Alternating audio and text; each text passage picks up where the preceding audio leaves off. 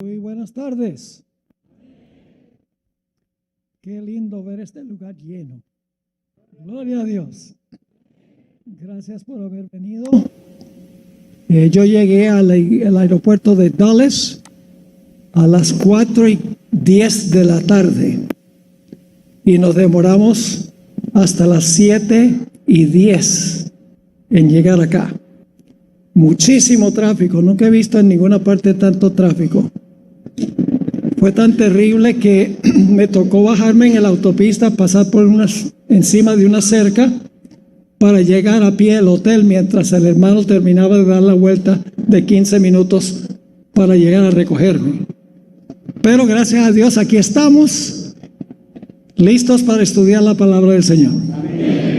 Vamos a disfrutar mucho en nuestro estudio durante estos 4 días que tendré el privilegio de estar con ustedes.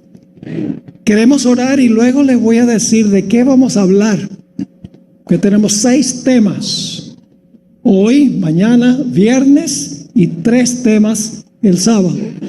Así que oremos y entonces les voy a decir sobre qué vamos a hablar.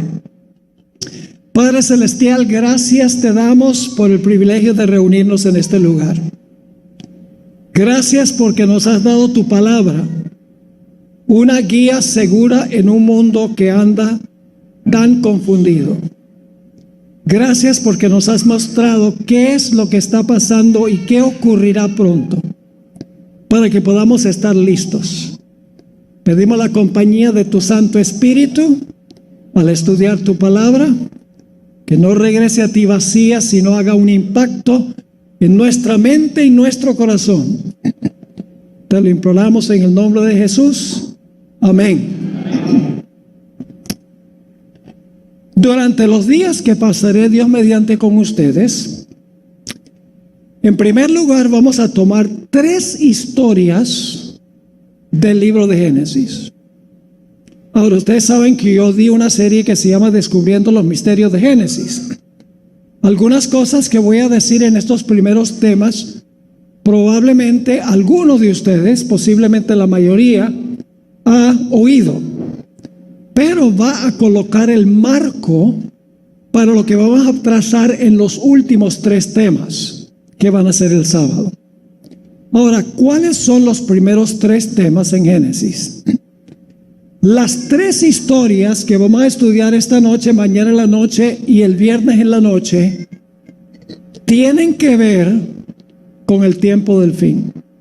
Son historias que ocurrieron en el pasado, pero representan o simbolizan o ilustran lo que va a suceder al acercarnos al final de la historia. ¿Cuáles son las 3 historias? En primer lugar, la historia de los días de Noé. En segundo lugar, la historia de la Torre de Babel. Y en tercer lugar, la historia de Sodoma y Gomorra. Y ustedes van a ver por qué razón he escogido trazar estas 3 historias. Porque no solamente son historias, sino que son profecías. Como fue en los días de Noé, así será la venida del Hijo del Hombre. Como fue en los días de Lot, así será la venida del Hijo del Hombre. Y todos sabemos que la historia de la Torre de Babel se cumple en el Apocalipsis con Babilonia. Así que vamos a tomar estas 3 historias y luego en los 3 temas del sábado vamos a ir a Romanos 1, 18 al 32. Y lo vamos a estudiar en detalle, a donde se describe los pecados que va a haber en el mundo justo antes de la segunda venida de Jesús. La hermana Guay escribió una cita que les voy a leer, a donde ella dice que Romanos 1, 18 al 32 es una presentación clara de la condición del mundo inmediatamente antes de la segunda venida de Cristo. Y en realidad esos versículos ilustran lo que pasó en los días de Noé, lo que sucedió en la Torre de Babel y lo que sucedió en Sodoma y en Gomorra. Es decir, esas tres historias son ilustraciones de Romanos 1, 18 al 32. Y luego en nuestro último tema vamos a ver la relación entre las tres historias de Génesis, Romanos 1, 18 al 32 y los mensajes de los tres ángeles en Apocalipsis 14. Hay una conexión impresionante entre las tres historias, Romanos 1 y los mensajes de los tres ángeles.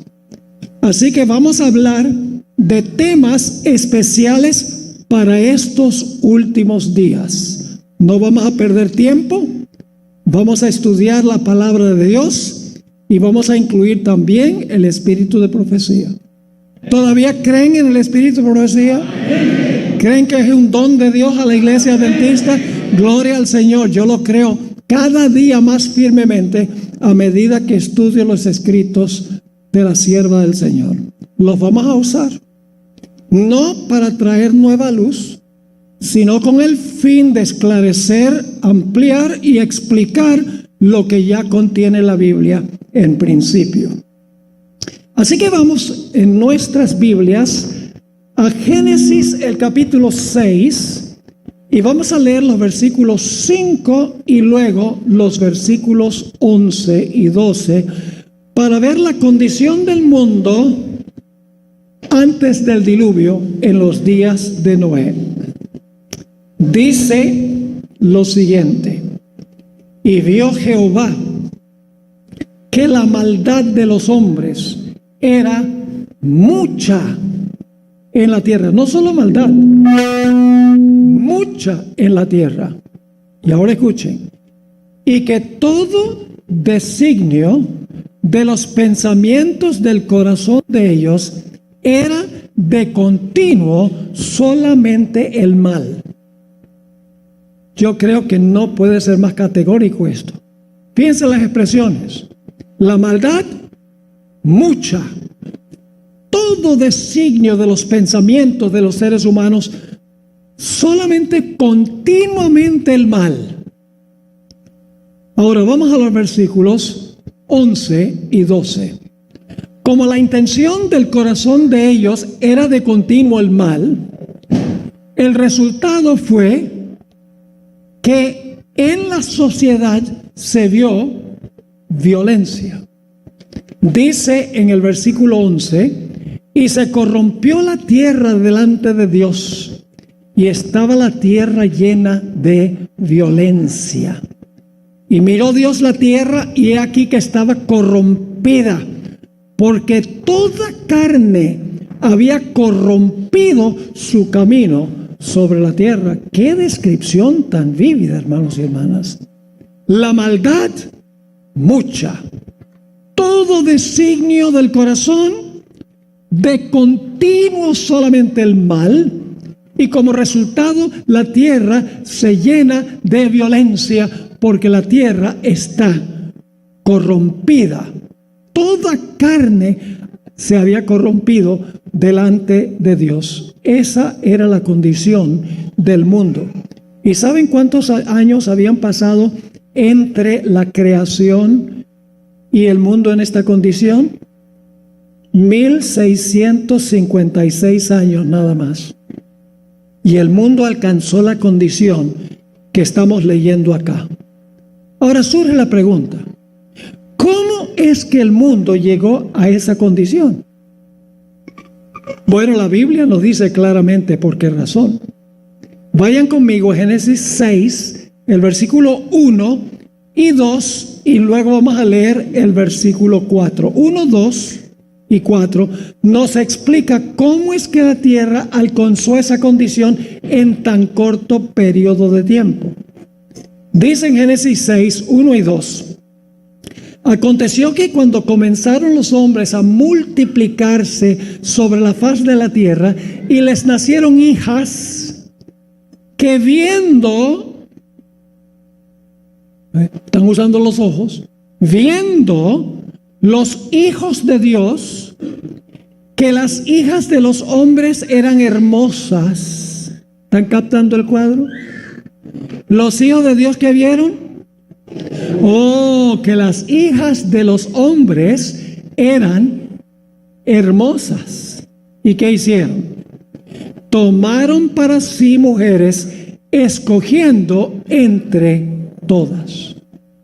Se entremezclaron los hijos de Dios con las hijas de los hombres, porque los hijos de Dios vieron que las hijas de los hombres eran hermosas. Entonces las hijas de Dios todas eran feas. No, las hijas de los hombres tenían algo que las hijas de Dios no tenían. ¿Saben qué era? Según la tradición judía, las hijas de los hombres estaban pintadas y adornadas con joyas. Y los hijos de Dios dijeron: ve, las hijas de Dios ordinarias, pero las hijas de los hombres, wow, hermosas, pero artificialmente hermosas. Ahora, ¿cuál fue el resultado? Vamos al versículo 4. Dice: había gigantes en la tierra en aquellos días. Ahora escuchen con cuidado, porque muchos creen, no los adventistas, pero otras iglesias creen que los hijos de Dios eran ángeles y que las hijas de los hombres eran mujeres humanas, y que los ángeles se entrecruzaron con las hijas de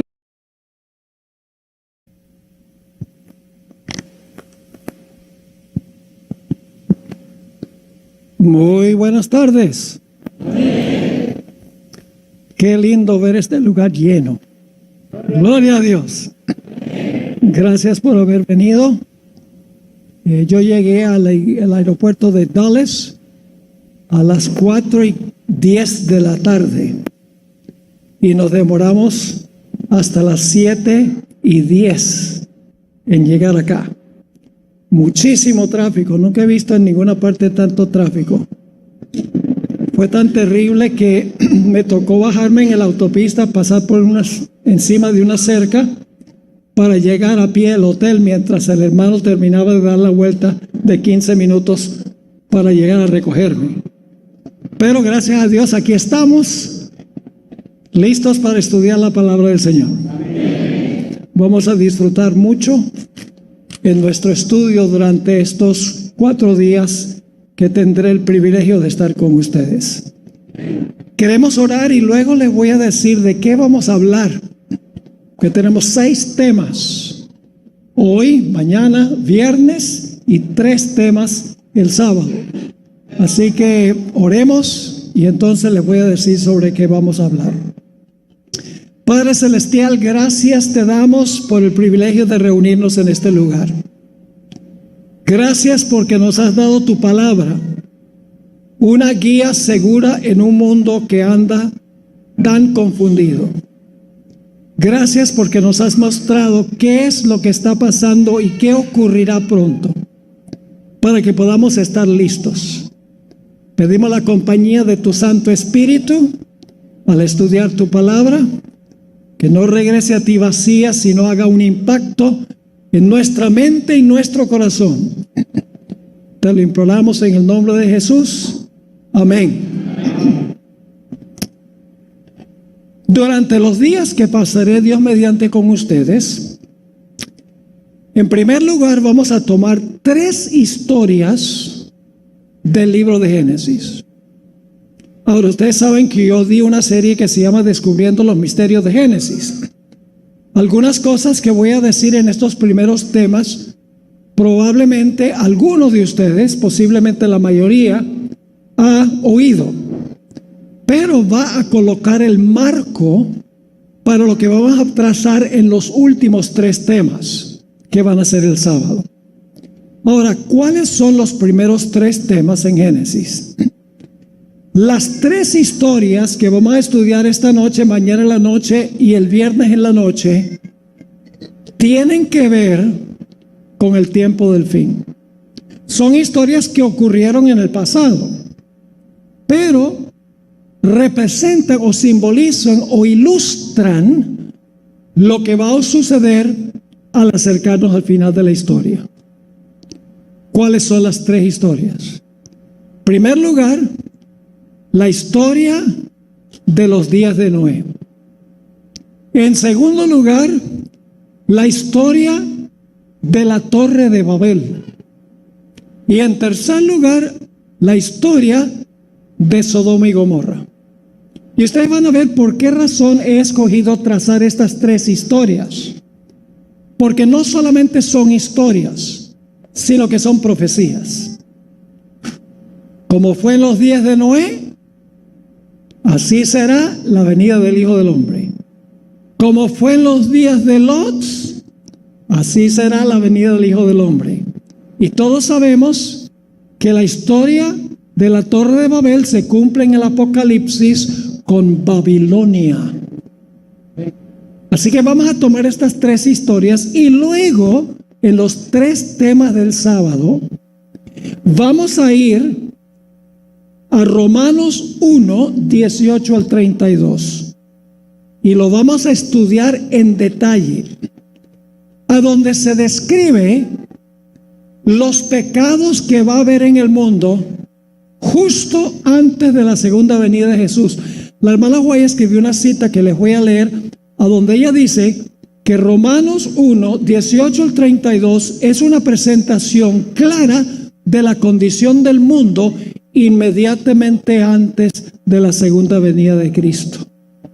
Y en realidad esos versículos ilustran lo que pasó en los días de Noé, lo que sucedió en la Torre de Babel y lo que sucedió en Sodoma y en Gomorra. Es decir, esas tres historias son ilustraciones de Romanos 1, 18 al 32. Y luego en nuestro último tema vamos a ver la relación entre las tres historias de Génesis, Romanos 1, 18 al 32 y los mensajes de los tres ángeles en Apocalipsis 14. Hay una conexión impresionante entre las tres historias, Romanos 1 y los mensajes de los tres ángeles. Así que vamos a hablar de temas especiales para estos últimos días. No vamos a perder tiempo, vamos a estudiar la palabra de Dios y vamos a incluir también el espíritu de profecía. ¿Todavía creen en el espíritu de profecía? ¿Creen que es un don de Dios a la iglesia adventista? Gloria al Señor, yo lo creo cada día más firmemente a medida que estudio los escritos de la sierva del Señor. Los vamos a usar, no para traer nueva luz, sino con el fin de esclarecer, ampliar y explicar lo que ya contiene la Biblia en principio. Así que vamos en nuestras Biblias a Génesis, el capítulo 6, y vamos a leer los versículos 5 y luego los versículos 11 y 12 para ver la condición del mundo antes del diluvio en los días de Noé. Dice lo siguiente: y vio Jehová que la maldad de los hombres era mucha en la tierra. No solo maldad, mucha en la tierra. Y ahora escuchen: y que todo designio de los pensamientos del corazón de ellos era de continuo solamente el mal. Yo creo que no puede ser más categórico esto. Fíjense las expresiones: la maldad, mucha. Todo designio de los pensamientos de los seres humanos, solamente continuamente el mal. Ahora vamos a los versículos 11 y 12. Como la intención del corazón de ellos era de continuo el mal, el resultado fue que en la sociedad se vio violencia. Dice en el versículo 11: Y se corrompió la tierra delante de Dios, y estaba la tierra llena de violencia. Y miró Dios la tierra, y he aquí que estaba corrompida, porque toda carne había corrompido su camino sobre la tierra. Qué descripción tan vívida, hermanos y hermanas. La maldad, mucha. Todo designio del corazón, de continuo solamente el mal, y como resultado la tierra se llena de violencia, porque la tierra está corrompida. Toda carne se había corrompido delante de Dios. Esa era la condición del mundo. ¿Y saben cuántos años habían pasado entre la creación y el mundo en esta condición? 1656 años nada más. Y el mundo alcanzó la condición que estamos leyendo acá. Ahora surge la pregunta: ¿cómo es que el mundo llegó a esa condición? Bueno, la Biblia nos dice claramente por qué razón. Vayan conmigo a Génesis 6, el versículo 1 y 2, y luego vamos a leer el versículo 4. 1, 2 y 4 nos explica cómo es que la tierra alcanzó esa condición en tan corto periodo de tiempo. Dice en Génesis 6, 1 y 2: aconteció que cuando comenzaron los hombres a multiplicarse sobre la faz de la tierra, y les nacieron hijas, que viendo, están usando los ojos, viendo los hijos de Dios, que las hijas de los hombres eran hermosas. ¿Están captando el cuadro? Los hijos de Dios que vieron, que las hijas de los hombres eran hermosas. ¿Y qué hicieron? Tomaron para sí mujeres, escogiendo entre todas. Se entremezclaron los hijos de Dios con las hijas de los hombres, porque los hijos de Dios vieron que las hijas de los hombres eran hermosas. Entonces las hijas de Dios todas eran feas. No, las hijas de los hombres tenían algo que las hijas de Dios no tenían. ¿Saben qué era? Según la tradición judía, las hijas de los hombres estaban pintadas y adornadas con joyas. Y los hijos de Dios dijeron: ve, las hijas de Dios ordinarias, pero las hijas de los hombres, wow, hermosas, pero artificialmente hermosas. Ahora, ¿cuál fue el resultado? Vamos al versículo 4.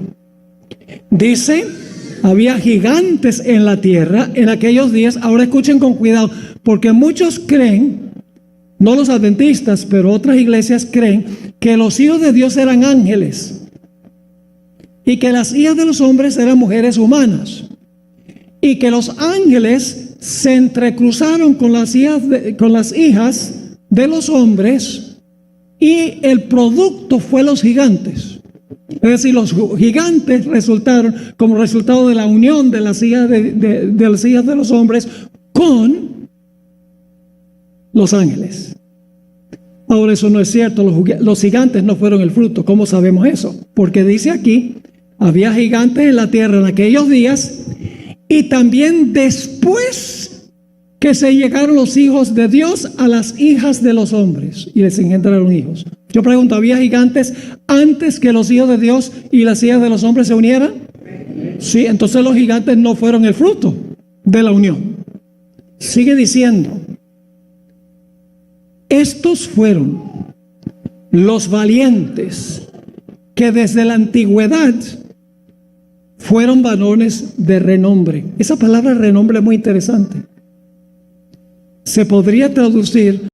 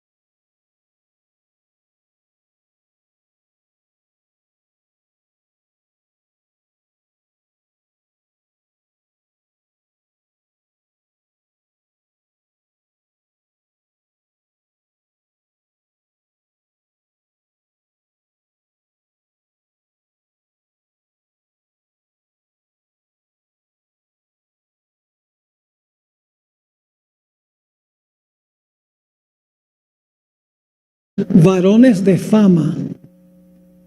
Es la misma palabra que aparece en Génesis 11, donde los constructores de la Torre de Babel dijeron: hagámonos un nombre, volvámonos famosos, construyendo la torre y construyendo la ciudad. Sabemos que los hijos de Dios no eran ángeles, por 3 razones. Número 1, la Biblia dice, como notamos, que los gigantes existían antes que se unieran los hijos de Dios con las hijas de los hombres. En segundo lugar, había gigantes en Canaán mucho después del diluvio. Pero todos esos gigantes tienen que haber muerto en el diluvio. Así que, ¿cómo es que gigantes después? Sencillamente porque eran gigantes en tamaño y eran gigantes también en la maldad que creaban en sus mentes. Y en tercer lugar, el Señor Jesucristo dijo que los ángeles no se casan ni se dan en casamiento. Como si los ángeles no se casan, ¿cómo van a tener hijos? Entrecruzándose con mujeres humanas. No es posible. Porque los ángeles no procrean. También notamos en Génesis el capítulo 4 y 5 quiénes son los hijos de Dios y quiénes son las hijas de los hombres. Los hijos de Dios son los descendientes de Set. Capítulo 5 menciona toda la lista de descendientes de Set, que era un hijo bueno de Adán. En el capítulo 4 está la lista de descendientes de Caín. Sí, capítulo 4, los descendientes de Caín, todos malos. En Génesis 5, los descendientes de Set. Y luego en el capítulo 6, los hijos de Dios y las hijas de los hombres. Los hijos de Dios son los fieles. Las hijas de los hombres son las mujeres apóstatas del linaje de Caín. Por eso la Biblia dice: no os unáis en yugo desigual con los incrédulos. Y los hijos de Dios ignoraron eso. Vieron la belleza de las mujeres, dijeron: no, estas mujeres son muy lindas, vamos a unirnos con ellos. Y en vez de ellos convertirlas a ellas, ellas los convirtieron a ellos. Ese fue el motivo por el cual la tierra se corrompió. La unión de los fieles con los infieles. Pasa lo mismo hoy. Pasa lo mismo hoy. Tanto en la iglesia como en la vida individual. Yo he encontrado tantas damas que conocen un muchacho que no es miembro de la iglesia adventista, no tiene inclinaciones religiosas. Y dice: ay, ese muchacho sí me gusta, porque me hace latir más rápido el corazón. Ese no es ningún motivo para contraer una relación. La pregunta clave es si esa persona está entregada al Señor, si esa persona cree lo que cree la otra persona, o si no se están uniendo en yugo desigual con los incrédulos. No es el caso que el bueno convierte a la mala, sino la mala al bueno, y viceversa. Ahora, ¿por qué razón es que esto sucedió? Dice en Génesis 6, 11 al 13: se corrompió la tierra delante de Dios, estaba la tierra llena de violencia. Y fíjense esto: y miró Dios la tierra, he aquí que estaba corrompida, porque toda carne había corrompido su camino sobre la tierra. Dijo pues Dios a Noé: he decidido el fin de todo ser, porque la tierra está llena de violencia a causa de ellos, y he aquí que yo los destruiré con la tierra. Inclusive sigue diciendo que Dios se arrepintió de haber creado al hombre. Ahí en Génesis. Así de terrible se convirtió la tierra.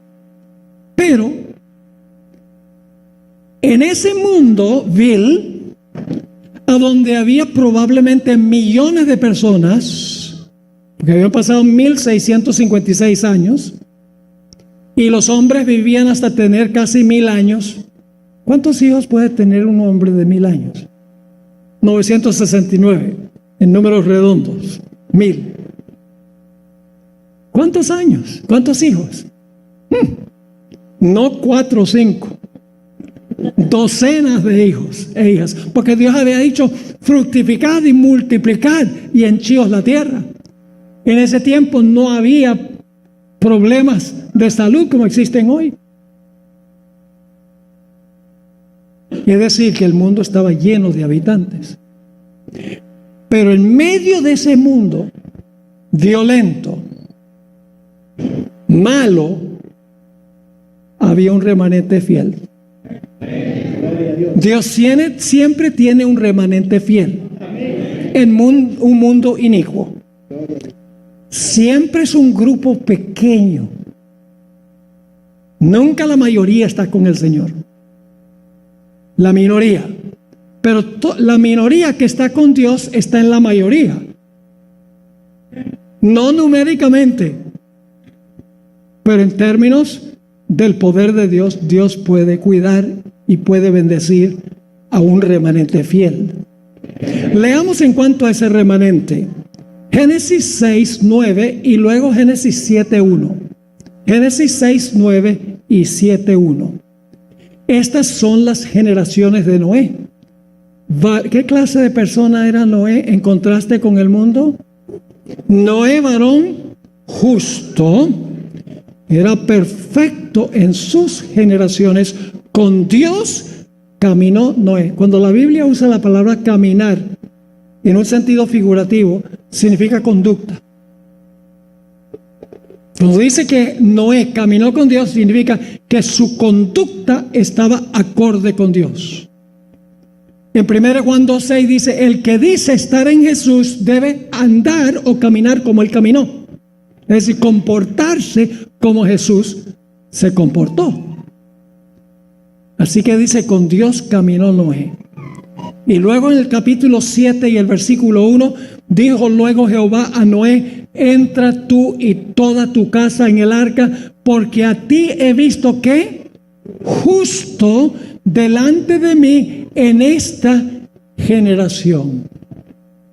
Así que en el mundo de maldad había un pequeño remanente fiel al Señor en medio de toda esa iniquidad. Ahora, Dios le dio al mundo un tiempo de gracia, un periodo de gracia, después del cual se iba a cerrar la puerta de la gracia. Vayan conmigo a Génesis 6 y el versículo 3, a donde se menciona ese tiempo de oportunidad, ese tiempo de gracia. Dice allí en Génesis 6, 3, y dijo Jehová: no contenderá mi espíritu con el hombre para siempre. Es decir, la puerta de la misericordia no va a estar abierta para siempre. Porque ciertamente él es carne, mas serán sus días 120 años. Dios está diciendo: les voy a dar 120 años de oportunidad, de gracia, para arrepentirse de su maldad. Y si no se arrepienten, va a ser demasiado tarde. Ahora escuchen bien. Dios nunca destruye una ciudad, una civilización o una nación sin primero dar un mensaje de advertencia. Sería injusto que Dios destruyera el mundo sin que el mundo tuviera un mensaje de amonestación. Porque la gente diría: yo no sabía. Así que Dios manda un mensaje de amonestación, y ese mensaje fue proclamado por el remanente. El remanente no era como el mundo. El remanente estaba separado del mundo y Dios lo llamó para proclamar su mensaje por 120 años. Llamó a Noé a predicar. Ahora, si ustedes van a Génesis, en Génesis no dice que Noé predicó. Pero eso es lo lindo de tener otros versículos que añaden detalles. En 2 de Pedro 2:5 nos dice que Dios le dijo a Noé que predicara. Dice, y si no perdonó al mundo antiguo, sino que guardó a Noé, pregonero de justicia. ¿Qué significa la palabra pregonero? Una persona que ¿qué? Que anuncia. Dicho sea de paso, es la misma palabra que en el Nuevo Testamento se traduce predicar. Así que se podría traducir, en inglés es preacher of righteousness, predicador de justicia. Así que dice pregonero de justicia con otras 7 personas trayendo el diluvio sobre el mundo de los impíos. Ahora yo pregunto, ¿el mensaje de Noé estuvo acompañado del poder del Espíritu Santo? Amén. ¿Cómo sabemos eso? Porque ya leímos que Dios dice, mi espíritu no contenderá con el hombre para siempre. ¿Estaba el espíritu contendiendo durante los 120 años con los impíos? Sí, el mensaje de Noé estaba acompañado del poder del Espíritu Santo. Yo pregunto, ¿fue el mensaje de Noé un mensaje de juicio? Sí. Yo pregunto, cuando terminó Noé de predicar su mensaje, ¿quedó dividida la raza humana en 2 grupos? ¿Los de adentro y los de afuera? Entonces, ¿fue un mensaje que dividió a la raza humana? Sí. ¿Cuál es el propósito de un juicio? El propósito de un juicio es distinguir entre el culpable y el inocente. Y eso fue lo que hizo el mensaje de Noé, el remanente. Llevar al mundo a tomar una decisión, a estar en un lado o estar en el otro lado. Dicho sea de paso, la palabra contenderá, que se usa allí en Génesis, en la mayoría de los casos en el Antiguo Testamento se traduce juicio.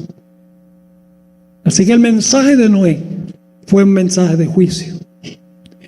Pero escuchen bien, Noé no solamente predicó, sino que trabajó.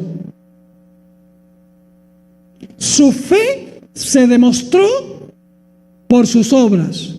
Amén. ¿Saben que en Hebreos 11, que habla de los héroes y las heroínas de la fe, todos están haciendo algo, no solo creyendo algo, sino haciendo algo? Cuando Dios le dijo a Noé, oye Noé, voy a mandar un diluvio sobre la tierra, ¿qué dice Noé? Gracias Señor por esta gran revelación. No. ¿Qué dijo Noé? A ver, saquen los martillos, los clavos, el betún, que vamos a construir un arca como Dios ha mandado. Noé mostró su fe por sus obras. El hombre no es salvo por fe sola, ni por obras solas, ni por fe más obras, sino por una fe que obra. Porque la fe que no obra no es fe. Aún el diablo cree y tiembla. Pero no podríamos decir que las obras de Satanás demuestran su fe. Sus obras demuestran su falta de fe. Así que Noé predicó y trabajó. Noten lo que dice Hebreos 11:7. Por la fe Noé, cuando fue advertido por Dios acerca de las cosas que aún no se veían, ¿Noé había visto el diluvio todavía? No. Fue advertido por Dios acerca de las cosas que aún no se veían. Con temor preparó el arca en que su casa se salvase. Y por esa fe condenó al mundo y fue hecho heredero de la justicia que viene por la fe. Fíjese que cuando construyó su arca, dice, fue hecho heredero de la justificación por la fe. La justificación por la fe no es algo donde digo, yo creo que Cristo murió en la cruz y que me perdona. No, tiene también un poder transformador en la vida. Porque Dios no justifica a nadie que no esté dispuesto de ser santificado. Ahora, el mensaje de Noé fue difícil. ¿Saben que antes del diluvio nunca había llovido? Y aquí Noé está construyendo un transatlántico en tierra seca. Génesis 1:2 dice que antes del primer día de la creación, el planeta estaba lleno de agua. El segundo día, Dios tomó parte del agua, la colocó arriba, y tomó parte del agua y la colocó abajo. Lo de arriba se conoce como las ventanas del cielo, y lo de abajo se conoce como las fuentes del gran abismo. Y ustedes dicen, bueno, si no había llovido, ¿cómo se refrescaba la tierra? Bueno, Génesis 2, 5 y 6 dice que había un sistema de riego automático. A ciertas horas al día subía un vapor de la tierra, del agua que había colocado Dios abajo, para reverdecer la tierra.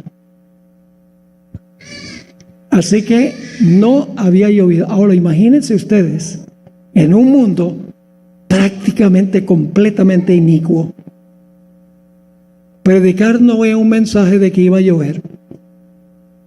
Y los expertos dicen, ¿qué es eso? Eso no está en nuestro diccionario. Que va a caer agua del cielo y va a inundar toda la tierra. ¡Oh! ¡Qué locura!, dicen ellos. Nunca hemos visto lluvia. Nunca ha llovido. ¿Qué te hace pensar que va a llover? Estás loco, Noé. La sierva del Señor dice que ellos pensaban que él era un lunático, que había que echar en el manicomio. ¿Pero qué hizo Noé? ¿Se dejó intimidar? No. Siguió predicando. Aunque no había visto lluvia, creyó lo que Dios le dijo y le fue contado por justicia. Así que Noé predica 120 años mientras está construyendo, indudablemente con sus hijos. Y la sierva del Señor dice que hay otros que ayudaron con la construcción del arca que murieron antes del diluvio. Uno de esos fue Matusalén. Matusalén murió el año del diluvio. O sea, durante esos 120 años estaba vivo. La tradición judía dice que Matusalén murió 10 días antes del diluvio. Así que había otros que ayudaron con la construcción de este barco masivo. Imagínense ustedes, 120 años para construir ese transatlántico. Predicó y construyó. Y luego sucedió algo. Todos los animales, dicho sea de paso, no fueron todas las razas de perro. No fueron 600 razas de perro y 1000 razas de gatos. Fue una pareja de perros y una pareja de gatos. Claro, no era una sola, sabemos eso, pero eran parejas. No de toda clase de gato y toda clase de perro. Fueron 2 tipos básicos. Y luego después, por mutaciones genéticas y también por cruces, entonces aparecieron todas las diferentes clases de perros. ¿No creen ustedes que todos los perros que ustedes ven hoy en día fueron creados por Dios?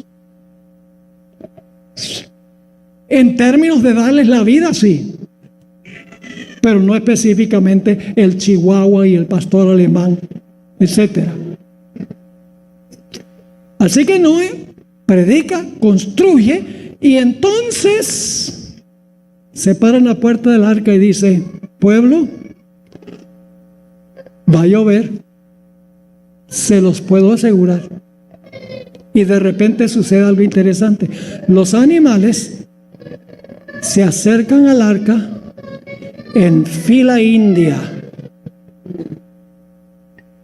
No es la versión de Hollywood donde los hijos de Noé están con sogas alando a los animales para que entren al arca. No. Vinieron en perfecto tanto orden. Y aún con ese milagro, el mundo no creyó.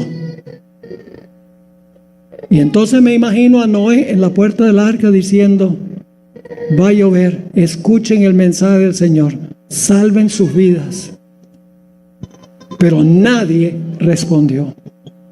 Y entonces sucedió lo que describe Génesis 7 y el versículo 16. Dice allí, cuanto a los animales, a los que vinieron, macho y hembra, de toda carne vinieron, como le había mandado Dios. ¿Y qué? Y Jehová le cerró la puerta. ¿Quién cerró la puerta? ¿Cuándo cerró la puerta? Cuando terminaron los 120 años. Cerró la puerta cuando se terminaron los 120 años. Yo pregunto, cuando se cerró la puerta, ¿todos los casos estaban decididos? Amén. ¿Los salvos estaban salvos y los perdidos perdidos? Amén. Claro. Ese es el cierre de la puerta de la gracia. Y el momento que se cerró la puerta, comenzó a llover. No. ¿Cuánto tiempo pasó entre cuando se cerró la puerta y cuando comenzó a llover? 7 días. Al 8º día comenzó a llover, pero pasaron 7 días completos. ¿Cómo creen ustedes que se sintieron Noé y su familia dentro del arca? Pasa un día, nada. 2 días, 3 días, 4 días, 5 días, 6 días, 7 días, sol radiante. ¿Creen ustedes que la fe de Noé y su familia fue severamente probada durante ese periodo? La sierva de Dios dice que sí.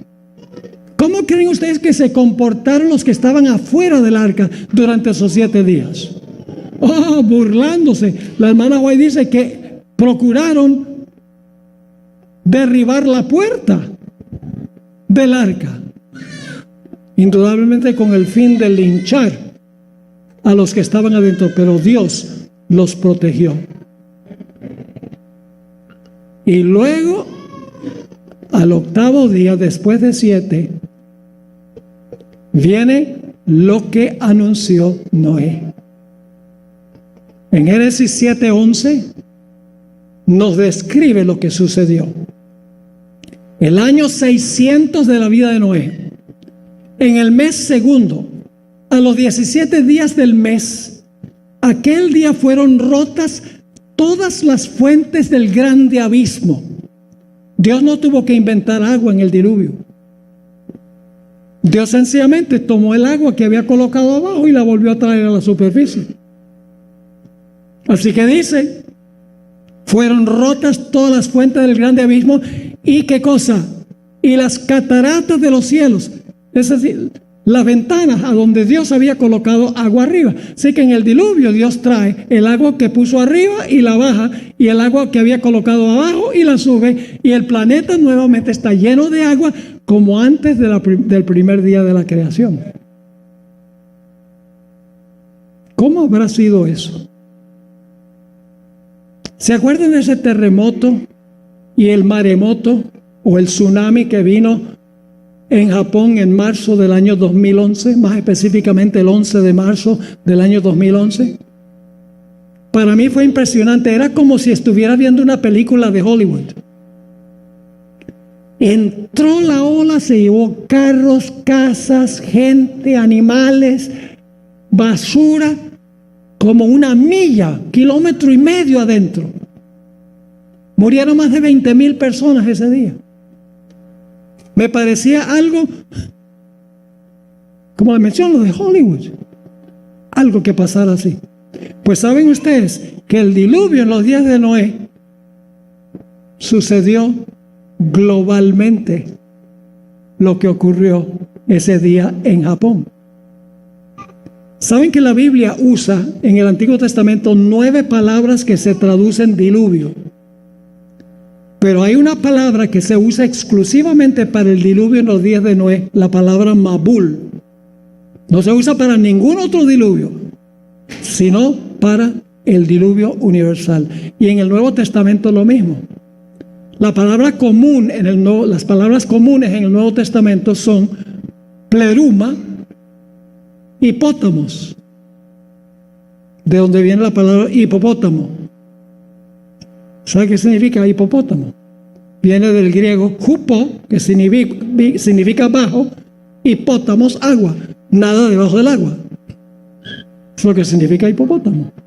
Esa es la palabra que se traduce diluvio. Por ejemplo, en la historia del hombre que construyó su casa sobre la roca y el que construyó sobre la arena, vino el pótamos. Pero para el diluvio en los días de Noé se usa una palabra exclusivamente para ese diluvio, que es la palabra cataclismos. Catástrofe. Un cataclismo. Un diluvio especial hace necesario una palabra especial, tanto en el Antiguo como en el Nuevo Testamento. Elena White escribió en cuanto a cuando fueron rotas las cataratas del cielo y las fuentes del abismo. En Patriarcas y Profetas 87 y 88, el agua se veía caer de las nubes cual enormes cataratas. Yo tuve el privilegio de ir hace algunos años a las cataratas de Iguazú, que quedan entre Paraguay, Brasil y Argentina. Hacen un estruendo que uno habla y no puede, la otra persona no puede escuchar lo que uno está diciendo. Hacen un estruendo.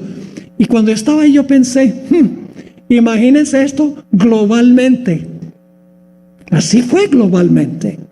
Así que dice, el agua se veía caer de las nubes cual enormes cataratas. Los ríos se salieron de madre e inundaron los valles. Torrentes de aguas brotaban de la tierra con fuerza indescriptible, arrojando al aire a centenares de pies macizas rocas que al caer se sepultaban profundamente en el suelo. A medida que la violencia de la tempestad aumentaba, árboles, edificios, rocas y tierra eran lanzados en todas direcciones. El terror de los hombres y los animales era indescriptible. Por encima del rugido de la tempestad podían escucharse los lamentos de un pueblo que había despreciado la autoridad de Dios. ¿Cómo les parece? ¿Qué pasó con Satanás durante el diluvio? Se estaba mojando. ¿Cómo? Sí, Dios lo obligó a quedarse aquí. La sierva del Señor dijo eso en el libro Patriarcas y Profetas. Fíjense, el mundo en el diluvio volvió a la condición en la cual estaba en la creación, o antes de la creación. El planeta estaba lleno de agua. En el diluvio, el planeta se llenó ¿de qué? De agua. El planeta estaba nuevamente desordenado y vacío. Yo pregunto, cuando el Señor Jesucristo regrese en poder y gloria, ¿en qué condición va a quedar el mundo? Jeremías 4 dice, desordenada y vacía, y en los cielos no hay luz. ¿Y qué va a pasar para el diablo durante los 1000 años cuando la tierra está desordenada y vacía? Va obligado a quedarse aquí. El Señor lo va a encadenar acá, como lo encadenó en el diluvio. Ahora ustedes dicen, bueno, esta historia, ¿qué tiene que ver con el final de la historia? Pero vamos a ver lo que dijo Jesús. Mateo 24, 37 al 39. Yo pregunto, ¿el mundo va a estar moralmente en la condición en que se encontraba antes del diluvio? ¿El mundo está regresando a esa condición? Amén. Todo designio del pensamiento del corazón de ellos, solo de continuo el mal, la tierra llena de violencia, la maldad mucha. ¿Estamos viendo eso hoy en día? Sí, Señor. Y fíjense lo que dijo Jesús en Mateo 24, 37 al 39. Mas como en los días de Noé, así será que así será la venida del Hijo del Hombre. ¿Cuál es la comparación que hace Jesús? Lo que sucedió allá con lo que va a suceder en relación con la venida de Jesús. Porque como en los días de Noé, en los días antes del diluvio, ¿qué estaba haciendo la gente? Comiendo y bebiendo, casándose y dándose en casamiento. ¿Sabe lo que significan esas expresiones? Estaban llevando su vida como de rutina. Y el Evangelio según San Lucas dice, estaban plantando y edificando, comprando y vendiendo. Business as usual.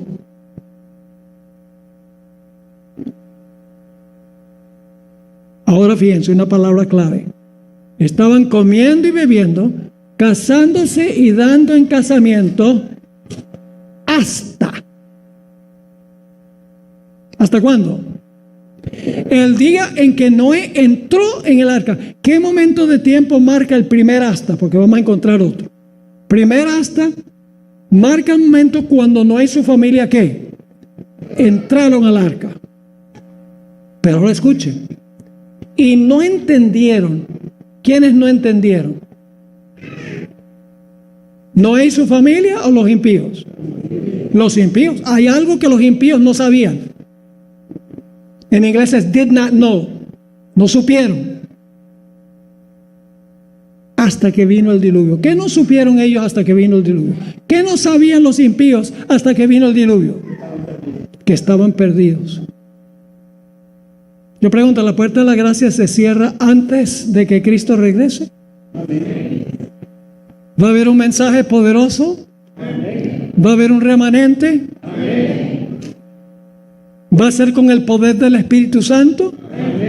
¿Va a ser un mensaje de juicio? Están los paralelos. ¿Va a ser gente que obra y que trabaja? No solo que cree, sino que vive lo que cree. Sí, Señor. Así que el primer hasta es cuando se cierra la puerta. Cuando se cierra la puerta, todos están o salvos o perdidos. Pero los salvos tienen que tener fe de que están salvos. Y los impíos no saben que están ¿qué? No saben que están perdidos. ¿Hasta cuándo? Hasta el momento en que viene el diluvio. Y se dan cuenta que están ¿qué? Perdidos. El Señor Jesucristo dice que Él va a venir como ladrón. No es que Jesús sea ladrón. El punto clave no es que está comparando a Jesús con un ladrón. Está comparando la sorpresa de la venida de Jesús con la sorpresa que tiene una familia que vive en una casa cuando llega el ladrón y la gente está durmiendo. Les ilustro. Aquí en esta región hace frío en el invierno, ¿sí o no? Diciembre y enero hace frío. Cae nieve. Quiero que se imaginen un día arduo de trabajo. Después de un día arduo de trabajo llegan a la casa cansados, comen la cena, se sientan en su silla favorita a ver los programas, a ver las noticias en la televisión. Se medio duermen. Yo voy a ir a acostarme. Y llega, se acuesta, se arropa, baja el termostato, se arropa con las cobijas y calienticas, viendo por la ventana la nieve y el frío, el viento que mueve los árboles. ¡Ay, qué rico es estar aquí debajo de esta cobija! Y cuando está todo cómodo, dice, se me olvidó cerrar y trancar la puerta. Está tan sabroso aquí debajo de estas cobijas. Yo llevo 25 años viviendo en esta casa y nunca ha llegado el ladrón. Y se queda debajo de las cobijas. Pues resulta que a medianoche, cuando toda la gente en la casa está durmiendo, llega el ladrón. ¿La gente en la casa sabe que vino el ladrón? no conocieron que vino el ladrón. ¿Hasta cuándo? Hasta que se despiertan por la mañana y ven que ya no tiene la computadora, se fue el dinero y el televisor. Alabado sea el Señor.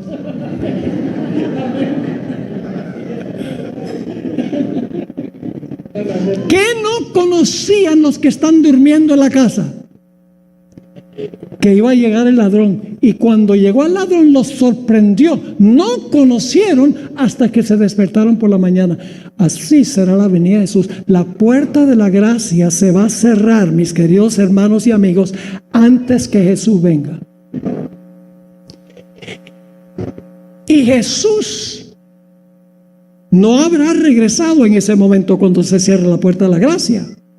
Yo pregunto, ¿el pueblo de Dios va a pasar por un tiempo de angustia antes que Cristo venga? ¿Donde su fe será severamente probada? ¿Ven? Como la de Noé. ¿Cómo se va a portar el mundo?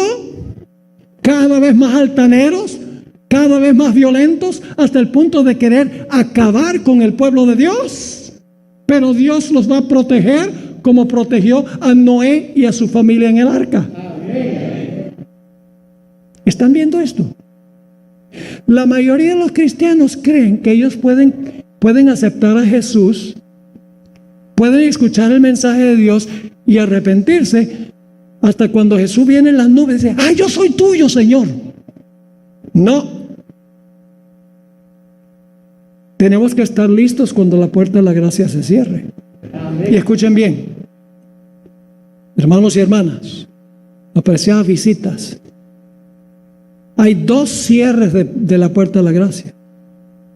Un cierre de la puerta de la gracia es el cierre de la gracia para todo el mundo. Llega un momento en que ya nadie va a poder recibir a Jesús como su Salvador personal. Eso es global. Pero ¿saben que hay otra puerta de la gracia que se cierra? Cuando usted se muere. Eso es solemne. Si yo me llego a morir antes que Cristo cierre la puerta de la gracia para el mundo, igual estoy perdido. Por eso tengo que caminar con Jesús todos los días. Amén. La gente dice: pastor, bueno, asusta a la gente. El propósito no es asustarlos. El propósito es que hallemos refugio en Jesús. Amén. Porque lo que viene es algo extraordinario, mis queridos hermanos y amigos. Ahora, permítame compartir con ustedes, ya llegando al final de nuestro... ¿Han entendido el tema de esta noche? Amén. ¿Sí? Lo vamos a vivir. Ahí está, ese amén, no, ese un amén. Ojalá que tomemos esto a conciencia, mis hermanos y hermanas. Pongamos nuestra vida en orden con Jesús, para que cuando venga la gran prueba no tengamos miedo. No tenemos que tener miedo del tiempo de angustia si estamos en Cristo, porque se levantará Miguel. Amén. Aquel príncipe que está en favor de los hijos de tu pueblo. Sí habrá tiempo de angustia, pero en ese tiempo el pueblo será libertado. Todo el que se hallara escrito en el libro. Amén. No te sobrevendrá mal, ni plaga tocará tu morada. Si estamos en Cristo, no tenemos nada que temer. Amén. Ese es el punto clave. El miércoles 13 de noviembre de 1985, la ciudad de Armero, en Colombia, quedó completamente sepultada por una avalancha de barro por la erupción del volcán Nevado del Ruiz. Los habitantes de la ciudad estaban confiados de que si estallaba en algún día ese volcán, que el cauce del barro iba a moverse al occidente de la ciudad por el cauce del río y no iba a entrar en la ciudad.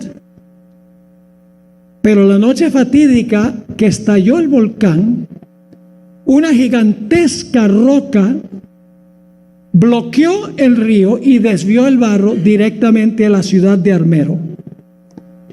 En esa sola noche perecieron 22,000 personas. La pregunta clave es, ¿podría haberse evitado toda esta pérdida de vida? ¿Acaso no había señales de la inminente erupción del volcán? La respuesta es que hubo abundantes señales. Pero la gente decidió ignorar las señales. El día después del desastre, el día después que fueron sepultadas 22,000 personas, apareció en el periódico El Espectador, que es uno de los dos periódicos principales de Colombia, el otro es El Tiempo. Apareció un artículo titulado Un desastre anunciado, escrito por Rodolfo Rodríguez Calderón. El artículo demostró claramente que todos los habitantes de Armero podrían haber salvado sus vidas si hubieran hecho caso a las abundantes señales que había de que pronto habría una erupción del volcán. Déjeme mencionar algunas de esas señales. 11 meses antes del desastre, la montaña había comenzado a escupir humo. Debido al calor intenso del interno del volcán, la suave capa de nieve que cubría la cumbre de la montaña se convirtió en una sólida masa de hielo. El nivel del agua de los ríos aumentó drásticamente por causa de que se iba derritiendo la nieve. La fumarola de ceniza, humo y gases, que alcanzó 50 metros el primer día, aumentó a 300 metros 2 días después, y el día del desastre la fumarola había alcanzado una altura de 5,500 metros. El 11 de septiembre empezó a temblar la tierra, alcanzando una intensidad de 3. En ciertas ocasiones la gente podía oír el rugido de la montaña en sus casas.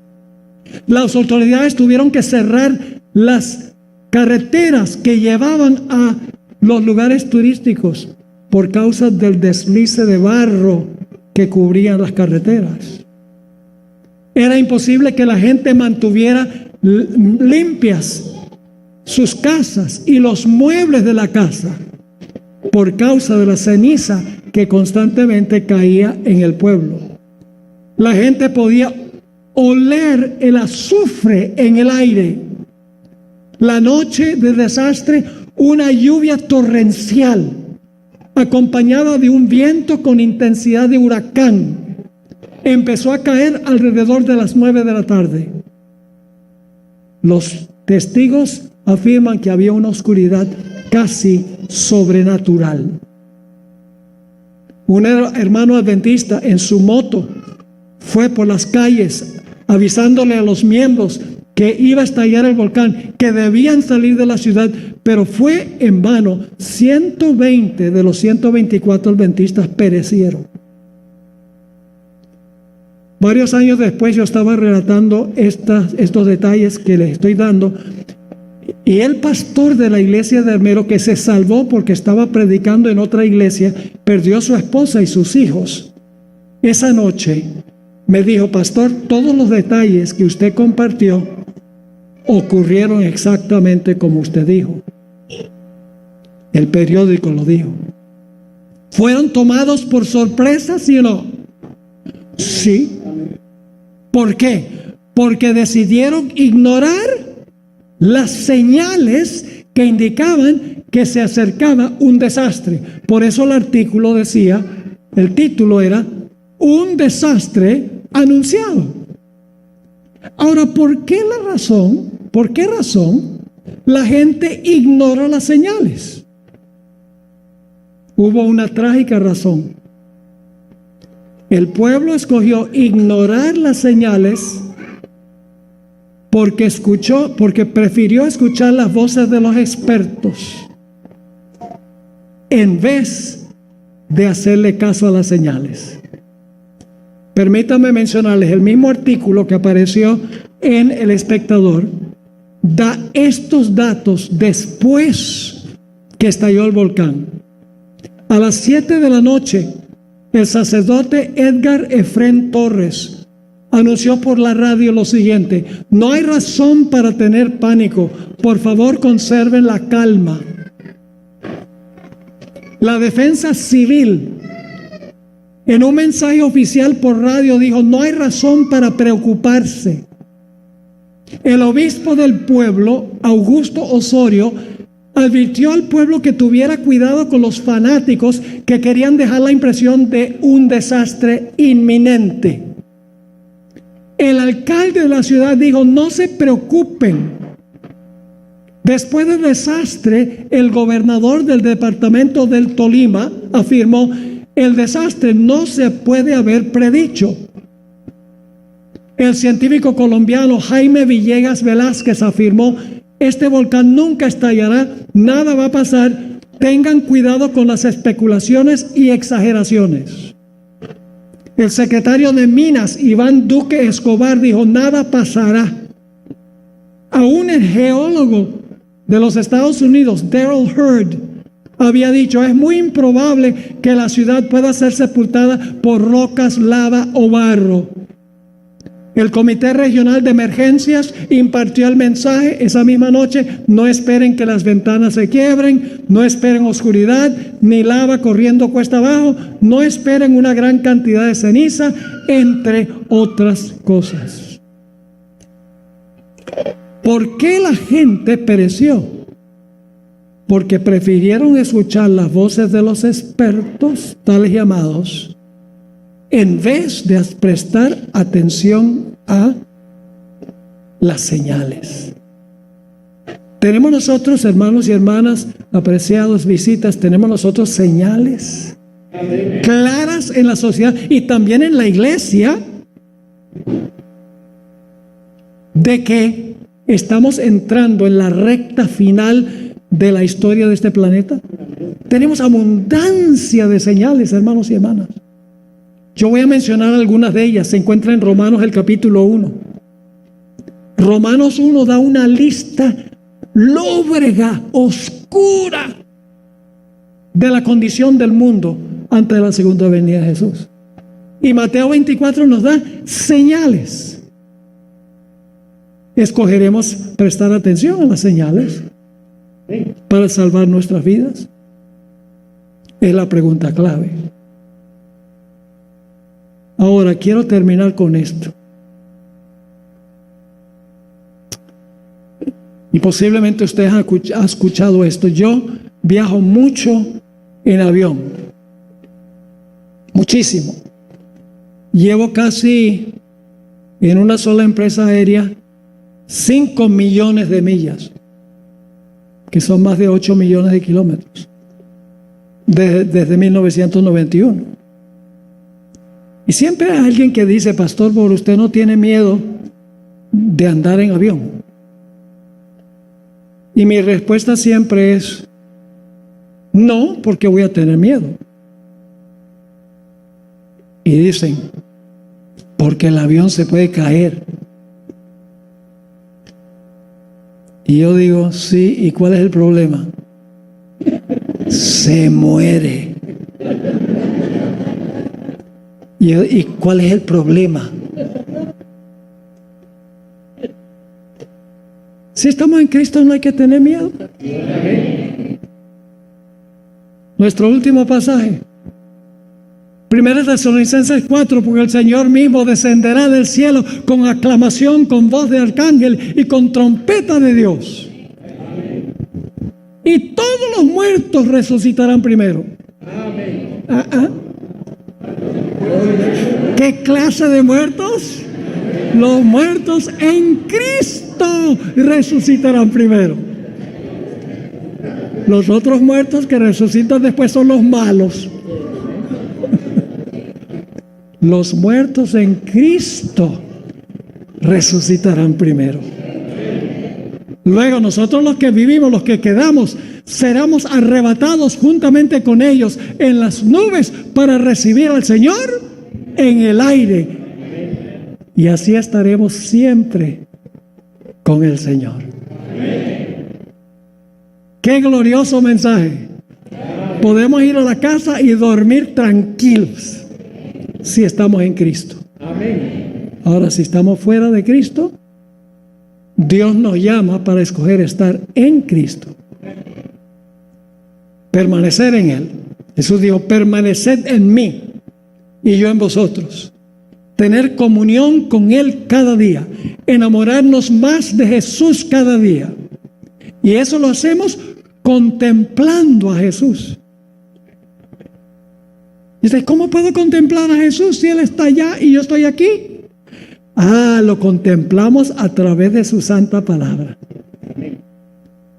La sierva del Señor dice que debemos dedicar 1 hora cada día para meditar sobre la vida de Cristo, especialmente las escenas finales. En la corte de Pilato, en camino a la cruz, en la cruz. Y ella dice que cuando hacemos eso, nos asemejamos más a Jesús. Mientras más tiempo pasamos con Jesús, más somos como Jesús. Mientras más tiempo pasamos con las cosas del mundo, más somos como el mundo. Es una ley psicológica.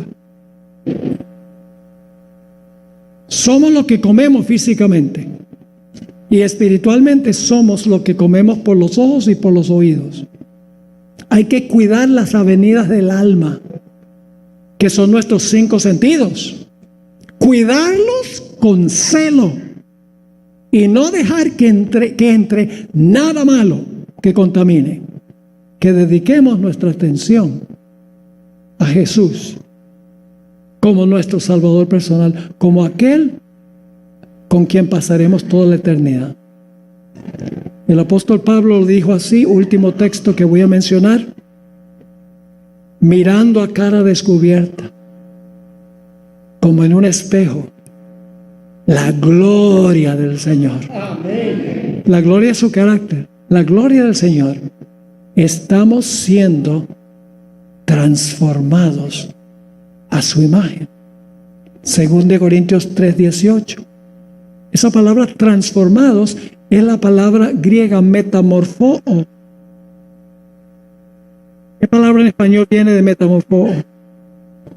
Metamorfosis. ¿Qué es una metamorfosis? ¿En qué se parece un gusano a una mariposa? En nada. ¿Por qué? Porque ha sucedido una metamorfosis, que es un cambio radical. Por eso la Biblia dice que los que están en Cristo, nuevas criaturas son. Amén. Las cosas viejas pasaron, todas son hechas nuevas. Dios quiere que nosotros tengamos una metamorfosis en preparación para lo que pronto viene. La clave es que tomemos la decisión de que vamos a dedicarle ese tiempo a Jesús y vamos a echar a un lado todo lo que contamina nuestro corazón, que entra por nuestros 5 sentidos. Pidámosle al Señor la fuerza para hacerlo, porque nosotros mismos no podemos. Amén. Pero todo lo puedo en Cristo que me fortalece. Padre Celestial, gracias te damos por estas historias que has dejado en tu palabra, que ilustran claramente lo que va a ocurrir al final de la historia, no para asustarnos, sino con el fin de ver la importancia de acercarnos a Jesús y prepararnos para el cierre de la gracia y su gloriosa venida. Te pido, Señor, que tomes lo que hemos estudiado, lo grabes en nuestras mentes y en nuestros corazones. Gracias, Señor, por habernos acompañado. Te imploramos y pedimos esto en el nombre de Jesús. Amén. Quiero mencionarles que he traído algunos materiales. Me han pedido que traiga. No estarán disponibles esta noche porque llegué rayando el tiempo, pero a partir de mañana en la noche y también el viernes de 7 a 7:30 y el sábado